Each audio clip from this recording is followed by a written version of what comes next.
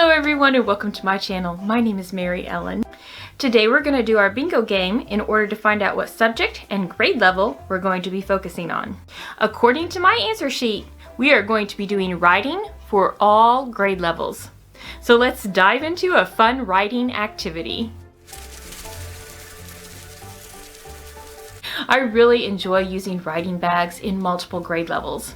This activity is so versatile that you can use it in early childhood all the way up through high school. In upper elementary, my students had a small closet that they were able to get into if they were early finishers. As opposed to doing an extra worksheet, they were able to get in this closet and retrieve learning games and activities. A writing bag was one of these activities. I had several of them in the closet and put numbers on each bag. This allowed the students to choose different bags each time they chose to do this particular activity. The students need their writing bag, a piece of paper, and a pencil. Once they have everything they need, they get to open their bag up and see what is inside. The crazier and more mismatched the items are, the more fun this is for the students. Once they have all their items out, the students then have to turn their thinking cap on. They get to make up any story they want using the items from the bag. This is creative writing and it is a lot of fun for the children.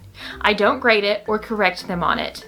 They usually choose to share the story with me, and quite often they want to share it with the rest of the class as well. This is a very simple activity, but it works really well at getting the students interested in writing.